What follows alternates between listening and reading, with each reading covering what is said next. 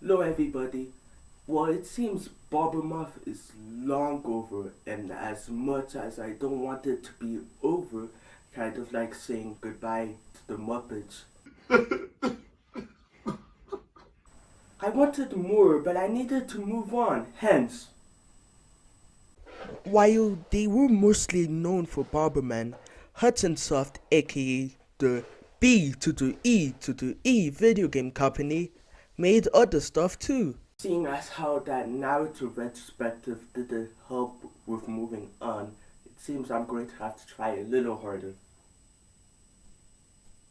First off, we're starting off with their first attempt at a video game, Binary Land. The objective is simple. You can either play as a green male penguin named Gurren or a pink female penguin named Malon. Okay, so I'm most likely going to get a lot of flack for this, but what's up with the names? They sound more like a fruit or even a Japanese fruit name rather than penguin names. But anyway, these two color-coded penguins love each other very much, and your goal is to simply reunite them by uncaging the heart by going through the different mazes. Now, you might be wondering, controlling two characters at once? That sounds like a disaster. Well, you actually only control one while the other one copies you. Which I've seen done in the platformers, but not in a puzzle game. Controls are simple. You move with the D-pad and that's it. Well, not really. You can also do this.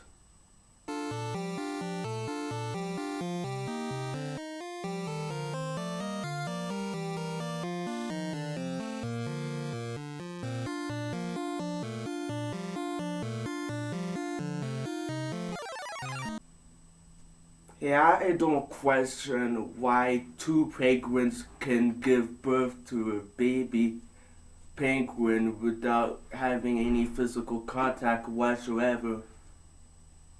It's simple enough and it is fun at first, but along with the fact that the game goes indefinitely after stage 17 until you get a high enough score.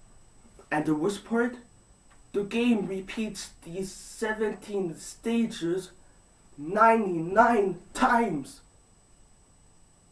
It also doesn't help that the game gets unfairly cheap. These poorly placed hazards. Come on, how was I supposed to see that? What, that's it. I'm done. Next game. The next game we'll be looking at is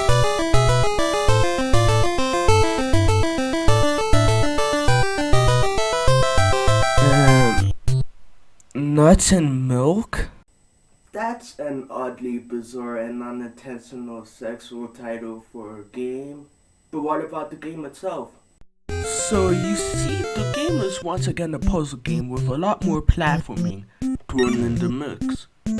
You play as Milk, as the player has to gather all the fruits to be able to unlock a previously locked door to free Milk's fiancé, Yogurt.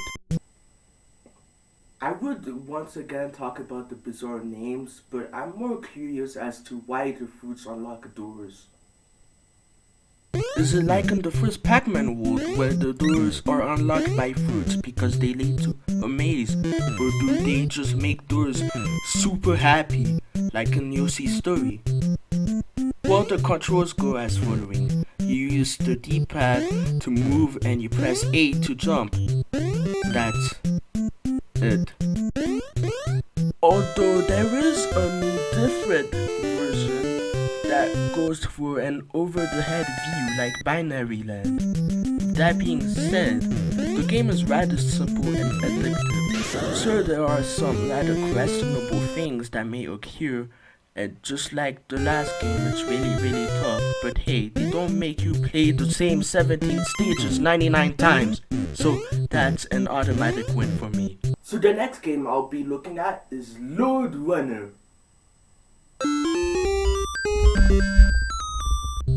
Released in the September of 1987, we have a puzzle platformer where you can't jump, where you can trap guards thanks to the hole you can dig that allows you to walk over the enemies without in the hole. Although, you can still get out and climb ladders as you can as well. And no, you aren't hallucinating. That is a Bomberman sprite from the first game being used as the enemies of this game. As for the game itself, but the controls are actually really solid, but the fact that you dig one type in front really off of it. You're a gold hunter looking for gold while your robots are after you. Yikes, what did he even do for so many robots to be after him? I don't trust him. Have a bunch of robots after him. But why? He hasn't done anything to you. He doesn't even know or talk to you. Robots gay. Oh, so is it just me, or does the gold look more like the birdseed from a Wile E. Coyote cartoon? You also have a level editor, which, while you're limited, is honestly a very neat feature, and I see myself coming back to it every so often. The enemies also move a bit too fast for me, although that might just be a me thing. Overall, you've got another solid one.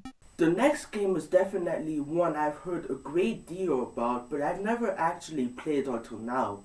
Ladies and gentlemen, Adventure Island. Released on the 5th of September 1988, it is an adaptation of the arcade game Wonder Boy, developed by Escape for Sega. Adventure Island's story follows a young brave man by the name of Master Hicken, who sets out on a grand adventure to rescue the kidnapped Princess Tina from the evil witch doctor. Most likely to get laid, but that's besides the point. The game has you moving indefinitely. Look, even not moving has him moving in place. Alright, fine, jeez.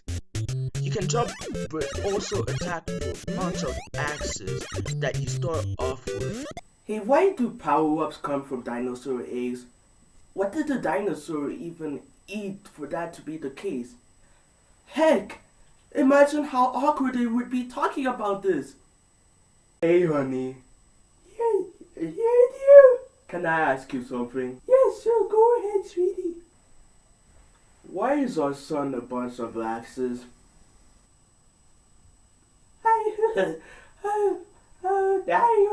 I'm not sure what you're talking about.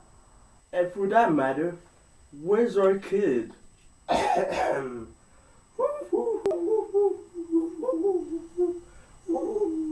Where's our kid? The controls are actually pretty slippery and momentum based, which can lead to quite a few frustrations.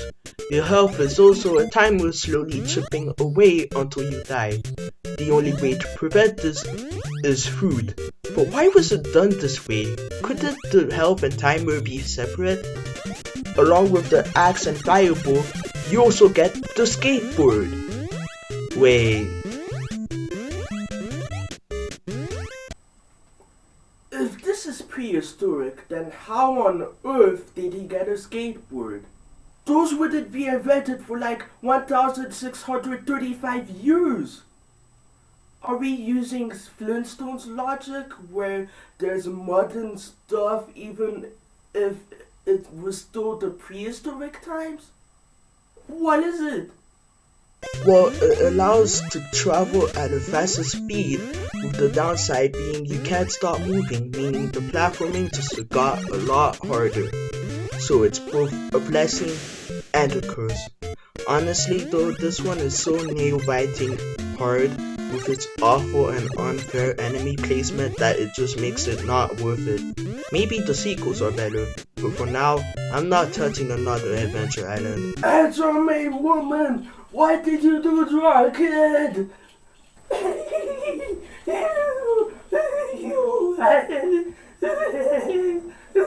The next game is actually based on an anime one of my friends, Crispy Boy, is really into. Doraemon. Doraemon is essentially split into 3 games. The first one is this top-down open world style where you shoot snowballs out of your hand and try to survive the buttload of enemies where you're fighting tons and tons of secrets. You know, for an adaptation, the colors here being so dull doesn't bring justice to the anime, which is very colorful. When you do find a secret, gameplay switches to a more traditional platformer with a 2D view, although you still attack the same way as before. That's the second game. The third one is much more akin to a scrolling Galaga. Not only is he no longer shooting snowballs, but sometimes he switches direction. These seriously last too long and I wish they shortened them. The game as a whole is excruciatingly difficult, and it's one of those games that doesn't explain much, so you can also easily get lost and not know what to do next. It also doesn't help that enemies can be everywhere. Honestly, there are better Doraemon games. This is not one of them. I should have watched the anime, I should have watched the anime, I should have watched the anime, I should have watched the anime. Our next game stars our favorite mouse, Mickey Mouse. Here's Mickey Mousecapade. You play as Mickey and Minnie as they traverse through a bunch of fun places like the Fun House, or the woods, or the pirate ships. Yay, yippee! You can jump with A and shoot stars out with B, like a D-tier Care Bear. The game is a puzzle platformer where your goal is to get to the end of the stage. Simple, right? Well, not really, because Minnie's CPU is stupid. It's honestly flabbergasting. The bosses require very little strategy by dodging and attacking. That's all you do! Speaking of bosses, you meet different Disney villains like Pete and Maleficent. Yeah. But the game overall is still a mess, not worth trying out. Next game is about Master Splinter. Watch a movie with a humans? Somehow this connects to Jackie Chan's Action Kung Fu. Look it up, you'll get it. In Jackie Chan's Action Kung Fu, Jackie Chan's sister gets kidnapped by the prince, and it's up to his brother to save her. Okay, so the game is an action platformer where you get to play as who else but Jackie Chan. He controls really well with a bunch of variety in terms of combat. You have limited amount of special moves, so use them wisely. The game is split into 5 complete boss at the end. They may seem impressive by how huge they are, but unfortunately, they are easy and pathetic.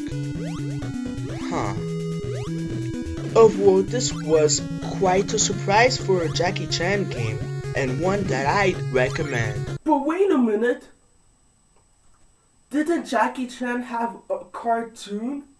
And what was it? Cartoons are thing for like a while? And the first cartoon character was a cat?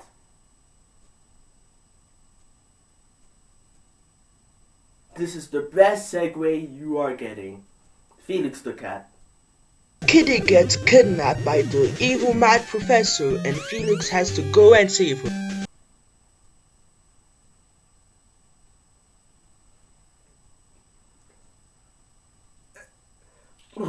Sorry. I just thought I had a little bit of a deja vu. So the game is a 2D platformer where you can jump with the A button, whoop-de-frickin-doo. Whoop-de-doo! Where your handy dandy magic bag with the press of the B button can be used as an attack, depending on the magic level. Ooh! Magic! Ooh! Sometimes the bag can even be used to your benefit when needed in the level. The game is very colorful with the goal of simply getting to the end. In fact, with the right power-ups, the bad guys are a complete joke, but they still manage to have the difficulty curve gradually come up and not go through the roof hard. Honestly, this is a really charming game, worth playing. That and please watch Twisted Tales of Felix. It is such a great underrated take on Felix the Cat. It's great, it's funny, please give it some attention. The last NES game I'm covering is another one I've heard of but never actually played. Bonk's Adventure. I mentioned Bonk before on this channel, so it only makes sense that I actually give my thoughts on the dude. Bonk is a caveman who has the mission to rescue Princess Sa, who has been kidnapped by the evil King Drury. You know what? The video was a terrible idea if I was getting this big of a déjà vu. Unlike other games of the time, Bonk uses his massive forehead as a form of attack. You can find big meat and small meat. Big supercharges Bonk temporarily and sends out shockwave across the screens, while small does that in a lesser amount of time. The bosses can get a little frustrating due to how hard it is to aim Bonk. So this is a very solid game about a caveman somehow not getting brain damage from all of the forehead attacks. Now we move on to the Super Nintendo as we find out one heck of a wowzers with Inspector Gadget on the Super Nintendo. So, Inspector Gadget has to set out to save a kidnapped Penny from Dr. Claw. Hey, wait a minute. Penny got kidnapped? Penny got kidnapped? That's it! Pigs learned how to fly, they stopped hiring Aquafina for animated movies, and Danny DeVito stopped acting. I mean, yikes, that's gotta be embarrassing for her. But anyway, you play as Uncle Gadget in the 2D action platformer, complete with a few gadgets as attacks, though they come with limited amounts, and collecting hats is the game's ammo. You also have the health system of Ghosts and Goblins, where one hit you lose your clothes and another is a life loss. With a Hudson self-tradition, the levels can be either alright or downright frustrating, like the snow level where you deal with both ice and with physics. You can also find smashable hidden blocks with the magnifying glass. These can appear anywhere, which blows, but once you do manage to get in, you have a bonus room. Neat! While I am bummed out that they didn't include the Inspector Gadget theme, the rest of the music more than makes up for it. The bosses in the games are pretty much hit and miss, just like the levels. Sometimes they're interesting and sometimes they're really frustrating. I don't know about this one. I guess if you're a really big fan of the cartoon, then be my guest, but for the rest of us, it's a pass. The next one is another Disney one. You might have heard about it. It's a little obscure one called Beauty and the Beast. You play as the Beast in a 2D platformer where your health is represented by the iconic rose flower.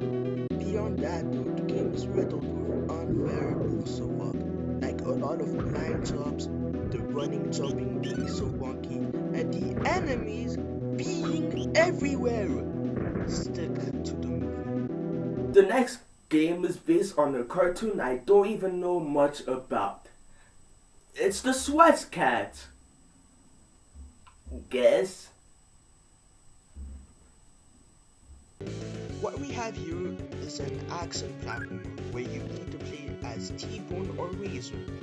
The game starts off dull with flaming weapons, but once you not only manage to upgrade the attacks but also get to the later stages, things do kind of start to get interesting, but otherwise, this is boring. The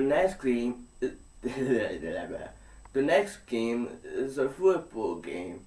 Justice League Super Soccer 95, GQ Stadium.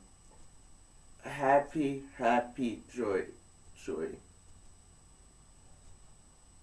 This is standard football, nothing else to it, and it doesn't need to. Sure, it might get a little boring and it's really easy to get confused since there isn't any marker, but the charming graphics and sounds are enough to satisfy a football fan, which is not me, but that's besides the point. The final game for the video is a fighting game. Wow, what a difference! It's Bloody War for the PS1. It's a fighting game similar to Tekken, but with a twist. Characters can turn into rampaging feral creatures. The controls are snappy and responsive. The graphics are an absolute charm. It's wacky, it's zany, and completely loony. You even got a ton of ways to deal with opponents. I love this game, and more people should check it out. Alright, that does it for this video. Now, I'm aware there's a lot more games, but I couldn't look at all of them for this video. And maybe next time. This was Joseph, and I'll see you guys next time.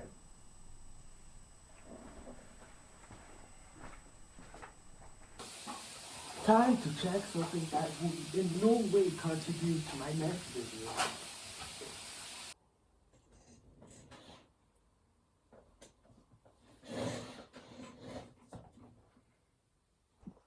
Alright, let's see here.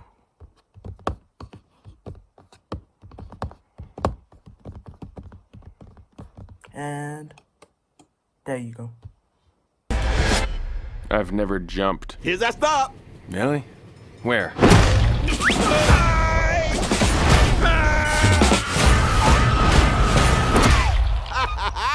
Ooh, Odie, you'd think he'd see that coming. Let's get it. I deserve to.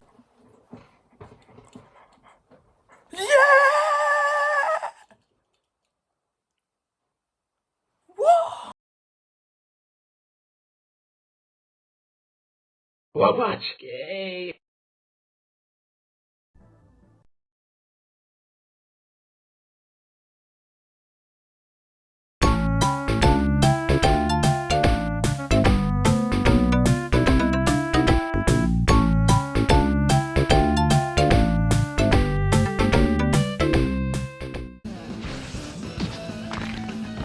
No, we're playing that again.